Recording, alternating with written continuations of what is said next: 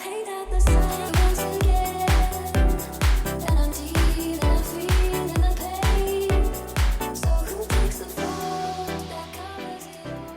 there, fellow aviators, and welcome back to the podcast. In today's episode, we have a very special guest with us. I met him at the recent Bluebonnet Air Show, and he so kindly agreed to speak with us today on the Aviate with Ananya podcast. Please welcome Mr. Don Weaver. Don, thank you very much for joining us today. No problem. It's a great way to do a Monday.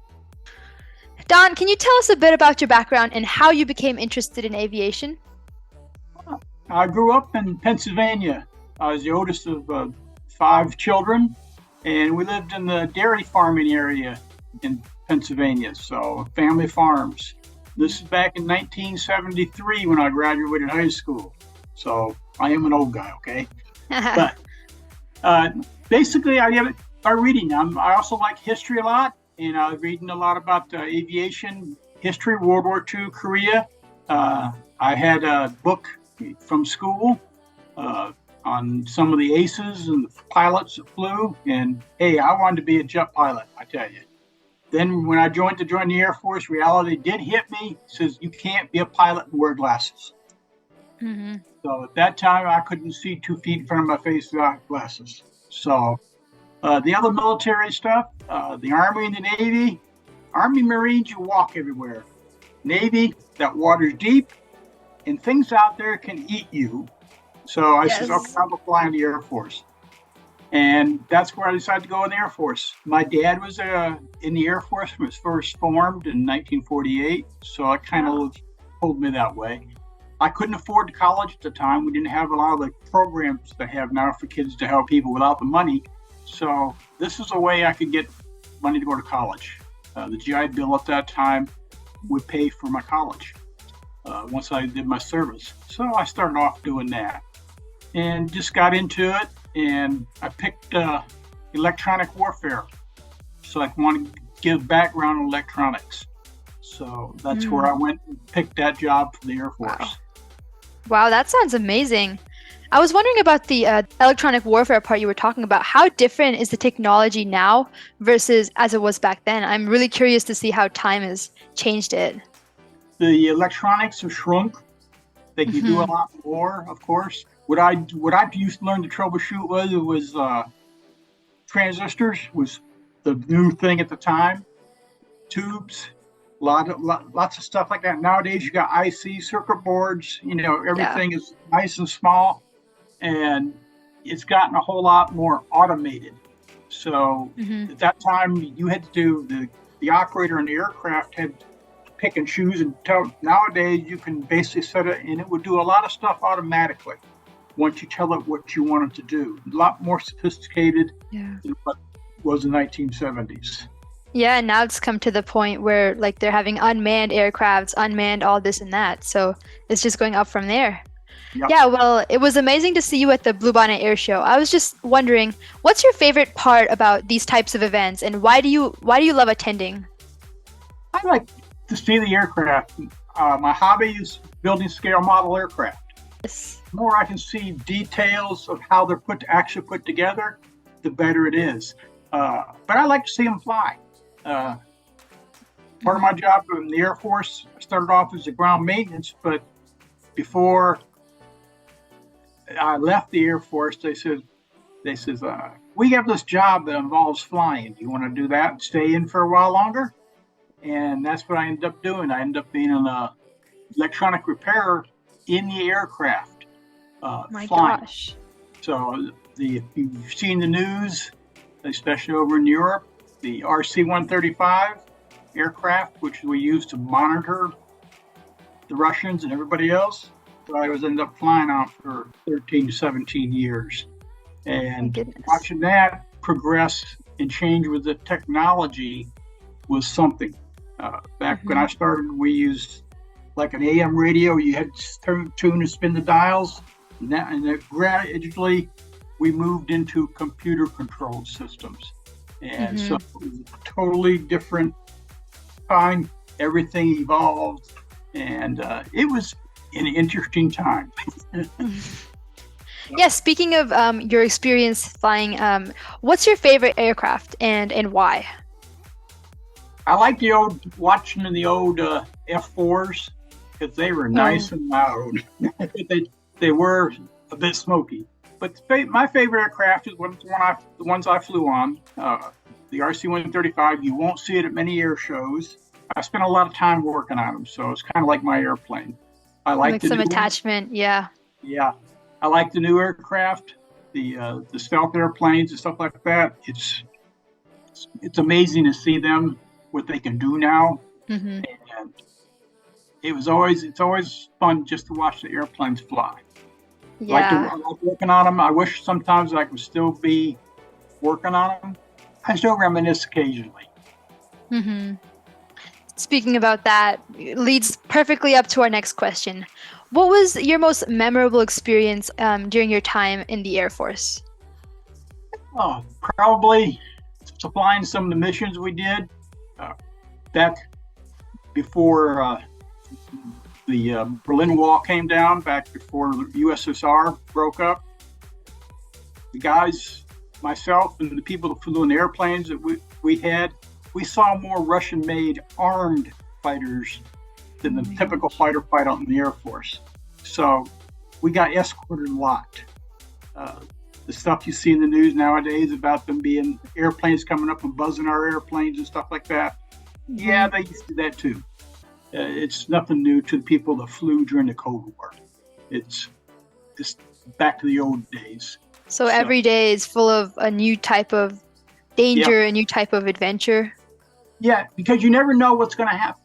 That was the thing. That's true, yeah. When you were flying, you never knew what was going to happen. You go up and you do your job.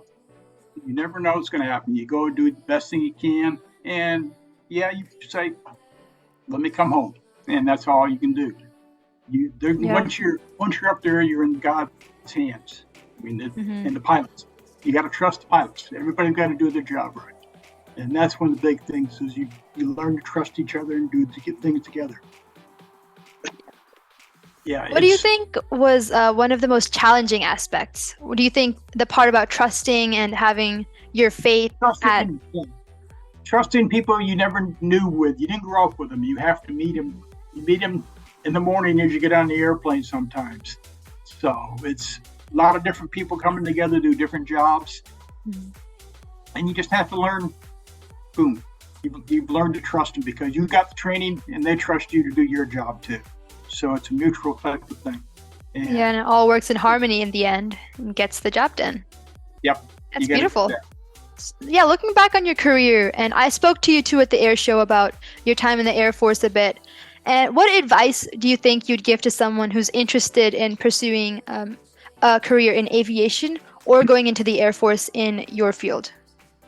One, stay in school, finish it out, but also learn, do your math. I'll tell you, Hmm. you you've got to have basic algebra down, folks. I tell you got to know that because you're going to use it. You may not think you're going to use it again, but you will eventually. The thing is, you never know the future. Know your science because that's what it is. I mean, Yeah. you've got the computers and everything. It is science. You've got to understand and be able to understand it if you want to be successful at it. And just keep at it. Don't quit. If you want to do something, go for it. You may get distraction along the way, but hold on to it and you can do it. That's the key thing is don't give up. Yeah, Anything, keeping the big goals in sight and not straying from the path too much. Yeah. yep. So, Yeah. but get your basic math and sciences down and understand them. Don't be afraid of them. A Yeah. lot of folks are, I'll never use this again. No, you will. You never know the future. You probably will use them again someday. Oh, So, yeah. Yeah, especially in my high school. I hear all the time kids in Algebra 2 and pre-cal, they're like, oh, I'm glad that's behind me. I'm glad that's over. And they don't realize the next year in school, either calculus, statistics, and of course, in careers like, especially in aviation, you're going to need that again. So it's always good to pay attention in class. yep, Yeah. yep, yep. I mean, basic electronic training when I first in the military. We had an 18-week course at Biloxi, Mississippi, and they had just started a self-paced before. Before it was 18 weeks, and you did basic school again. And I was able to do it in half the time because I had my math done. That's good. And I skipped all that because I was math done. Okay. I could do it, so I skipped a lot of time, and it helped me do other things when I was there. Mm-hmm. So it opened up other opportunities and kept me going. So you never know what's going to happen, what you're going to need, what tools you're going to need in the future. So it's a good idea to keep on going. Yeah. Well, that's a great piece of advice. Finally, last question. What are your thoughts on the future of aviation, and how do you think it'll continue to evolve in the coming years? And if you had a chance to do it all over, where would you go? What path would you try out? I think aviation and overall everything is going to continue to get more technical. You're going to see a lot more of the self-controlled, more automated, because we're having trouble keeping people in. They don't want to do some of the hard things, and that's one of the hard things. But you're always going to need people that can fix things, and that's what I did. Mm. No matter how sophisticated the equipment is, somebody either has to build it, and then they have to keep it up and keep it working. It takes people to do that, and that's always a skill to have. So if you can't get maybe the high flyer and being the pilot type, hey, do the repair work, because you're always going to have to do that. There's high demand for it, yeah. There's a high demand for it. It's never going to go away. They haven't made anything that repairs itself yet. They may have found stuff that will tell you what's wrong, but they haven't got it to where it can repair itself yet. So you're always going to have things, somebody to fix things. And that, to me, is where you need to pick. If you want to be a pilot, go for it. But keep the other things around. You can always stay around the air career or the aviation field or whatever you want to do, but be prepared to be a little flexible. You got to take the times. So, but if I ever had one chance to do things over again, I might have gone out and tried to go to college a little earlier, because when I was in the Air Force, I did pass. They says, here, what about the officer qualifying tests? I passed them all. All I had to do is go find a school. Mm-hmm. Unfortunately, that's when they gave me the offer to go fly on an airplane. So that, to me, would be one thing I'd go back and maybe redo different. But again, so I'd retire as an officer instead of an NCO. Would have been better, but I could have gone, and I probably could not have been the pilot, but I could have been the navigator or something like that, and eventually got in the cockpit anyway. So that's why I wanted to be fly. I wanted to fly. That was Yeah, in this day and age, there's so many opportunities. It's never too late to get started, and that's something I really love about it. No matter how old you are, how young you are, there's always a place to begin. Yep. Yeah. And I saw you on your webpage. You've had a few flights. Mm-hmm. Neat, isn't it? Oh yeah, I got up there last summer, and since then I've been hooked. Can't get it off my mind.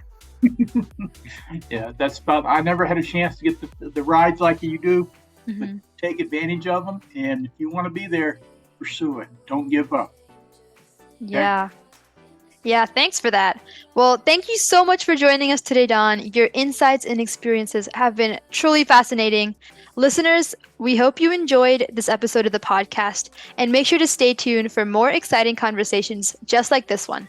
Until next time, happy flying!